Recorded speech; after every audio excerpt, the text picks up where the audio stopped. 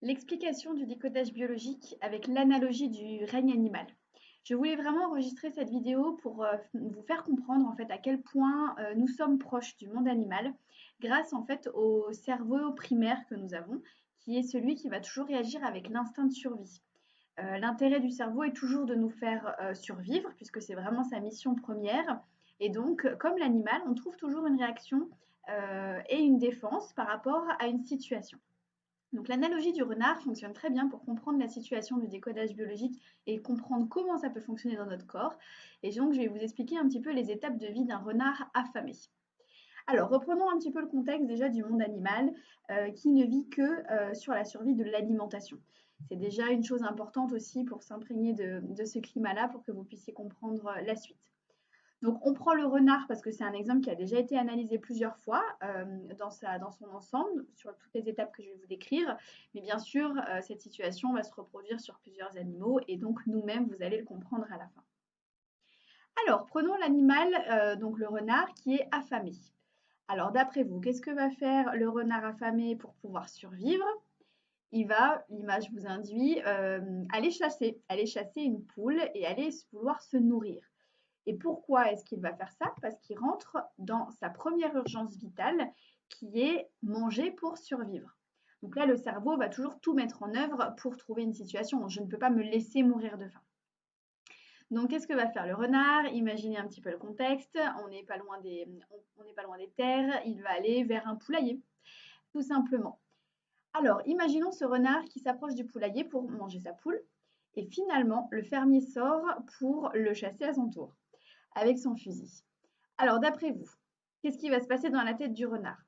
Là, on arrive à deux urgences. La première urgence vitale qui était de manger pour survivre et la deuxième urgence, c'est de se sauver pour survivre. Donc, c'est l'urgence vitale numéro 2, gober pour survivre. Le cerveau sait que s'il se sauve, de toute façon, il va mourir de faim 3 km plus loin. Mais s'il reste, il va mourir tué par le fermier.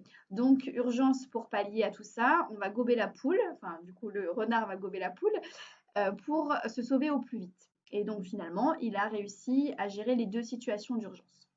Sauf que dans tout ça, l'estomac du renard n'est pas fait pour digérer une poule entière. Techniquement, ce n'est pas possible. Il y a des poils, il y a des ongles, il y a un bec, etc. J'allais presque vous dire il y a des dents, mais non, il n'y a pas encore de dents sur la poule. Tout ça pour illustrer le fait que le corps n'est pas capable à ce moment-là de digérer sa globalité.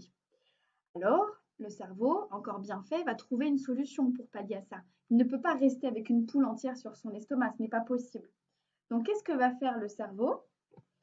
L'étape numéro 3, il va développer pour l'indigestion, donc c'est l'indigestion, c'est le développement des cellules cancéreuses dans l'estomac pour l'aider à absorber beaucoup plus rapidement cette poule.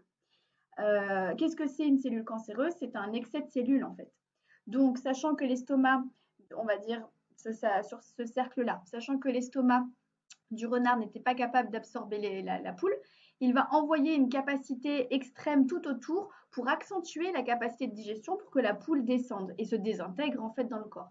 Et donc c'est vraiment prouvé qu'en faisant ça, le corps va augmenter jusqu'à 10 fois sa puissance de digestion.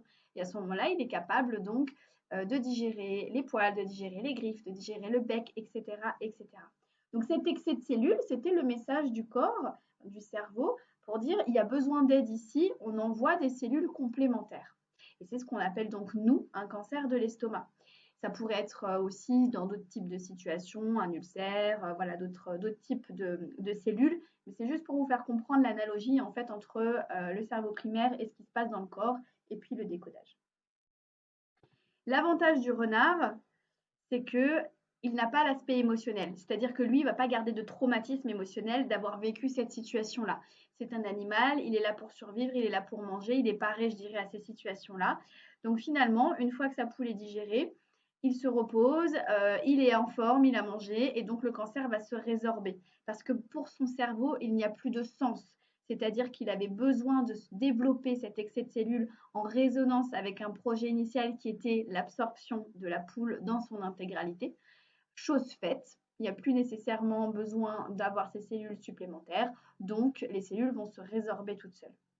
C'est très important de comprendre cette analogie-là parce que nous, au désavantage, je dirais, du décodage, c'est que nous vivons avec nos émotions. Donc à partir du moment où nous vivons avec nos émotions, c'est là où le cerveau a du mal à faire résorber les cellules et c'est là où effectivement on peut rentrer dans des cycles de maladies et dans des maladies qui se développent. Voilà. Donc j'avais envie d'illustrer cette analogie-là rapide pour faire comprendre à quel point nous sommes maîtres de nos maladies et à quel point nos émotions vont en fait avoir une conséquence. Voilà. Ce qui est très important, c'est bien entendu de savoir pourquoi je suis malade et de continuer à se guérir par les moyens qui nous sont propres, par la médecine, etc. Puisque bien entendu, nous sommes justement des êtres de chair et avec les émotions que nous avons, il y a plusieurs justement impacts importants. Donc, c'est très important d'aller comprendre ces mécanismes-là. Voilà, j'espère que cette petite information vous a plu. Si vous avez des questions, n'hésitez pas à me les faire suivre. Si vous souhaitez d'autres informations, n'hésitez pas non plus. Vous verrez que sur ma chaîne YouTube, il y a de plus en plus de vidéos qui se développent puisque j'avais de plus en plus de demandes. Donc, je profite de certains moments pour le faire. Et en tout cas, c'est avec plaisir que je partage ce genre d'informations qui parlent à beaucoup d'entre vous. À bientôt, merci beaucoup.